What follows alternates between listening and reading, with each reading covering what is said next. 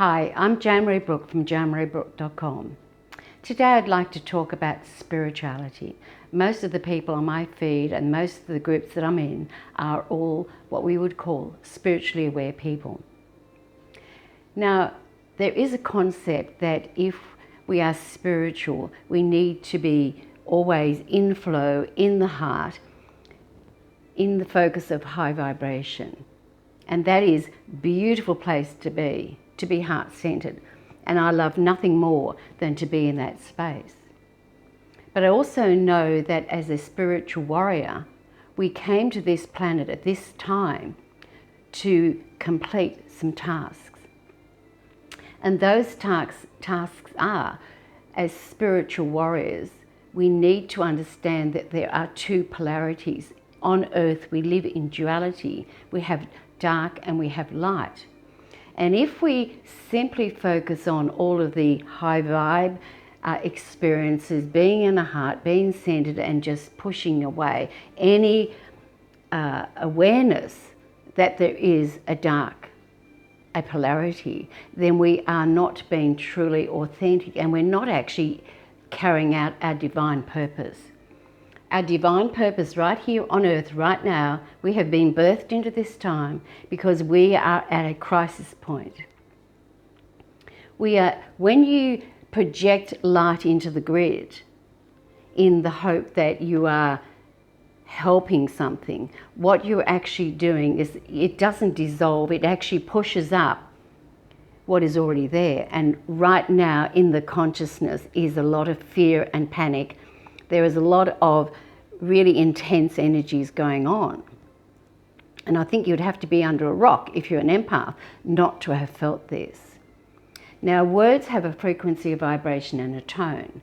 So when someone has a thought or a word, they speak a word, where do you think it goes? It goes into the ethers.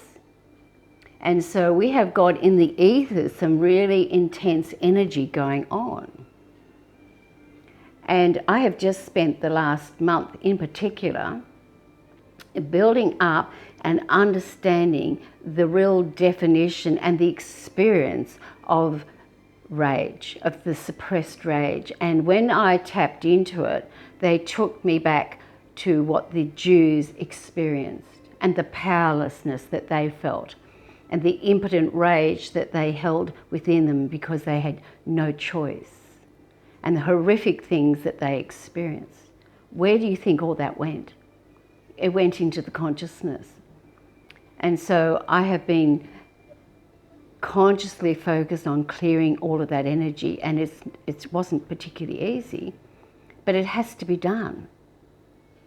And I've come to understand that as spiritual warriors, and we have free will, and so the great beings of light cannot take the next step until you give permission for that to happen.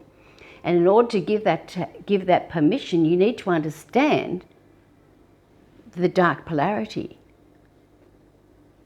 because everything is a frequency, a vibration and a tone. And when you feel that within you, you need to be able to clear it. And when you clear it at the core of where it began, then you do your part in consciousness, in clearing the consciousness. And that is why we are here in Australia right now to do that. We have got so many beings that incarnated from Hiroshima, and we have got so many that incarnated from the experiences in Nazi Germany. Now, I don't want to play in that field. Don't think that I do. I don't enjoy it. But I understand that what my journey has been is to understand the two polarities and to bring those two polarities into balance and into the heart. Because when you do that, it changes the frequency and the vibration of your voice. Because as you drop down into that space, you have the power to change a whole room. You have the power to heal another person. This is what we need. This is the call out for spiritual warriors to really understand that we are right on the dividing line of whether the Great Awakening will really happen. It does not happen simply because we want it to happen. We have to do our work.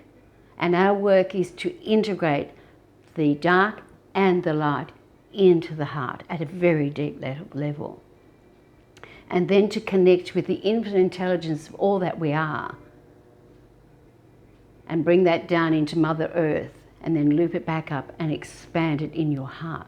Because this work does need to come through the physicality for it to actually happen. And when that happens, that will activate the new global financial blueprint. We are not going to wake up one day and suddenly find all this money in our bank accounts, as some think. It is not about that. We have to stop being up in what I call the fucking fluffies and get real. And own that there is light and dark. And if we're on earth and we are seeing it, it is a part of who we are, a part of our blueprint. It's not about dissolving into it, but it is acknowledging it and transforming it at your level.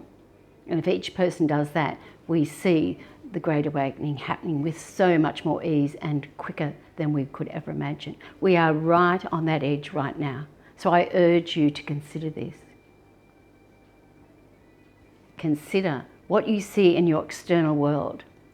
And in Australia, they are trying to force vaccines. They are trying to get everyone tracked. It's happening fast. In Denmark, they have passed laws that if you don't have the virus, you can't go to the shops, you can't get food, you can't do anything.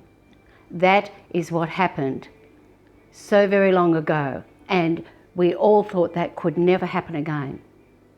This is why I was called to go in and begin clearing how it felt for those people who had to have papers to move around the streets, who were forced into unbearable atrocities that we could ever imagine. It is our time now. We are here, right now, to take responsibility, and that is to own the light and the dark within self, within consciousness, and become who we are meant to be. I'm Jan Marie Brooke from janmariebrooke.com. Thank you.